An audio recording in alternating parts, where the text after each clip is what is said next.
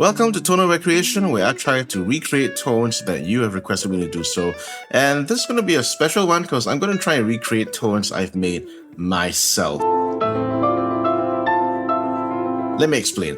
I recently did a video with the Sonicake Pocket Master, and in that video I used a amp of the Fender Bassman, and I used a distortion pedal of the Proco Rats, at least their version of it. And that combination seems so popular among some people. I've been getting DMs, I've been getting emails about it, asking me to recreate it on the Pod Go. And so here we are. Today we're going to try to do the exact same patch using the exact same components like the Fender Bassman and the Rat distortion, and we're going to try and build a preset around these two things. Let's go to a new preset. Let's bring up the Tweed Blues Norm, which is the Bassman.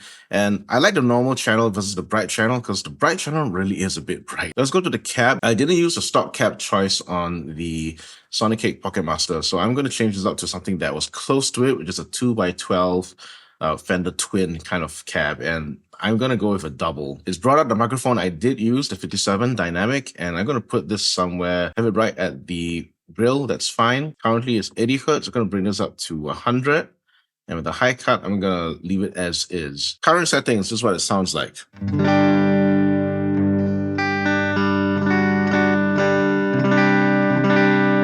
It's very clean. It's characteristic of most Fender amps. I guess it sounds decent. I'm going to make it, tweak it the way that I did on the Pocket Master, which is to have the mids and treble at 6. I'm going to turn the presence up to maybe 3.5. Channel volume, I'm going to recover some of the volume, but I'm going to turn down the master so it's not running so hot.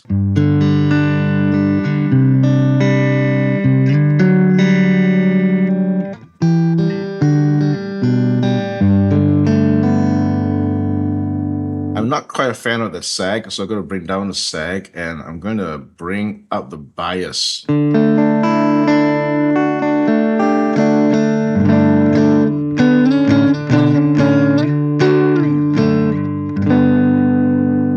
That's nice and clean, but I want a little bit of grit of it, and I'm going to use a compressor like the Dynacomp, which I believe I used in the preset. Right now it sounds like this.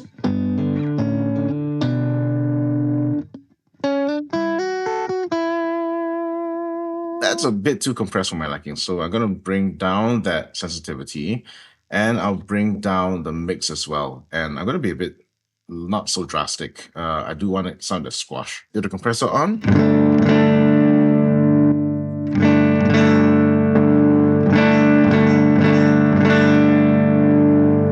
There's something about the Dynacomp that adds just a tad of grit. There's ever so slightly a tad of grit. And as I'm talking about grit, I forgot to turn on the noise gate. So go onto the input, go into threshold. Let's turn this to be a gentler noise gate. Minus 55 dB threshold, 500 millisecond decay. That's fine. So currently it sounds like this.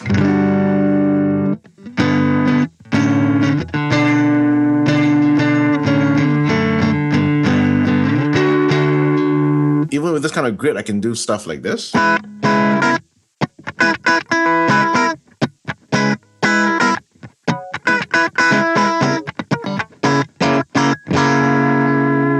going to save this for later. I'm going to change this to a Cali EQ and using it as like a mid boost for the overdrive. And for the overdrive, we do want the Ratatouille distortion, which sounds, I think, going to be gnarly now. Yeah, it's a bit gnarly. So we're going to turn down that gain. I'm going to turn up, bring it to 6. That filter control is the most important. This is where we roll off those high-end frequencies, and we don't want too much of a volume jump. And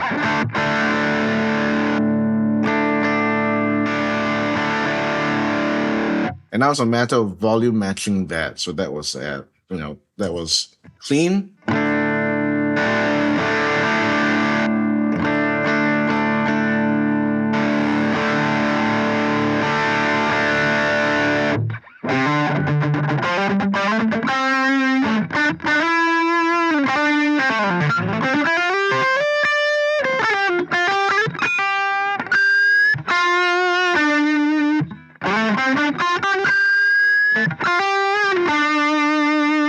I love the sound, but we're going to take it one step further by introducing delay and reverb. I want a slightly higher DSP usage reverb.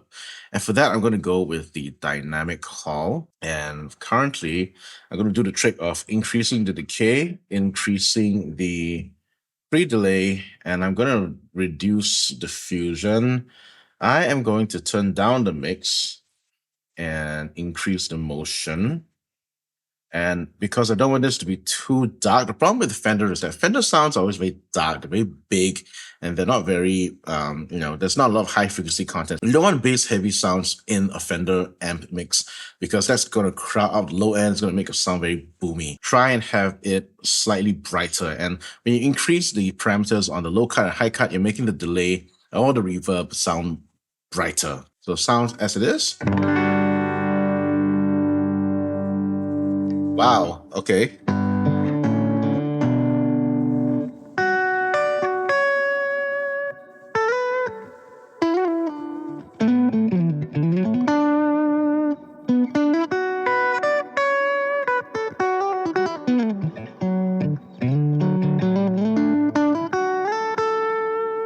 I'm gonna bring in, do I have any? Yep, I don't have much choices left for the delay.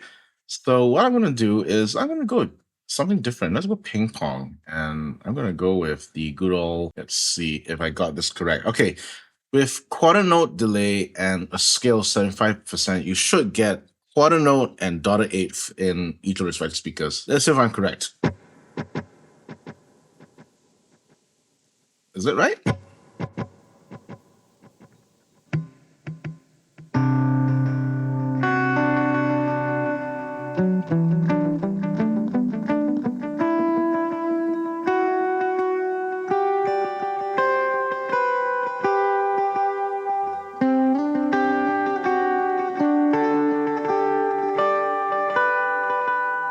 Okay, so I'm going to earmark that because that's ping pong and it is quite bright. I'm going to try a simple delay. And same thing, I'm going to have to scale at 75%. And let's hear how this sounds like right now.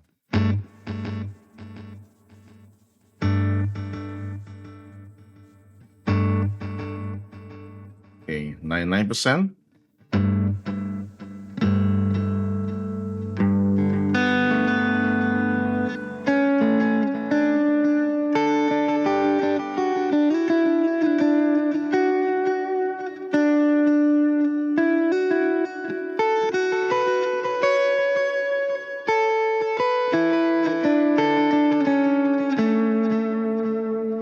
Right, last thing I want to do is to tweak the EQ as like a mid push. And to do that for the Ratatouille distortion, I'm going to turn this to the Kelly EQ and I'm going to do a frowny curve EQ. To do that, I'm going to start boosting some frequencies like the 240. Be careful, the 240 sometimes a bit too boxy sounding. I'm going to go with something like this. That can be a bit too streaky sometimes. And of course, I'm going to do a level up. I'm going to do a 2 dB. Let's see how it sounds like for now. This is the distortion.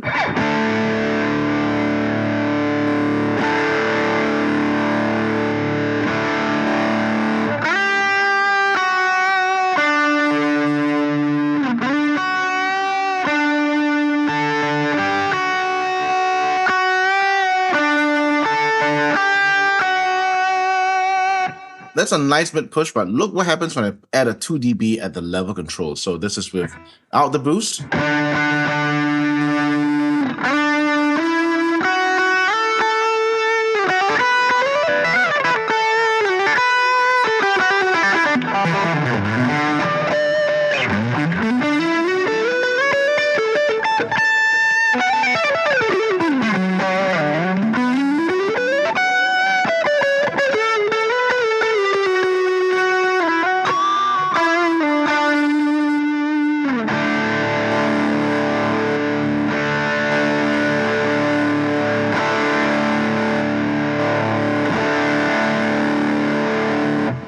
So you hear that fizz. That fizz, I think, is coming from the front end of that amp. So I'm going to bring down the overdrive. I'm going to try to bring it down, see what I can get rid of that fizz.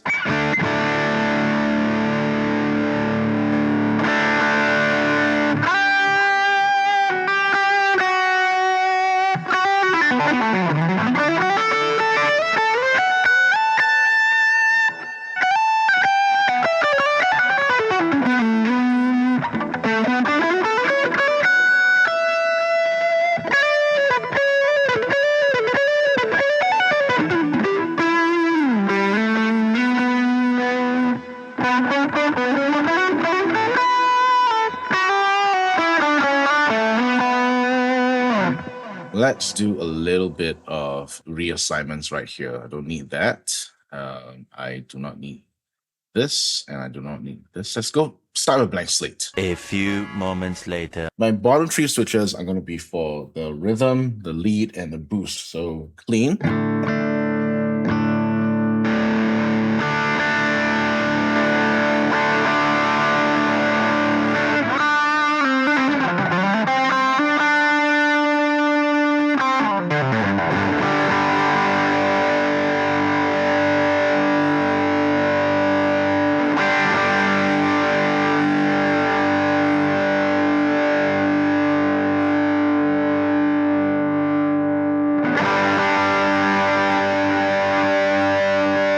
A few moments later. And your top three buttons are going to be for your ambience. So you can choose delay plus minus, you can choose ambience plus minus, and then your shell button that will take that reverb mix all the way up.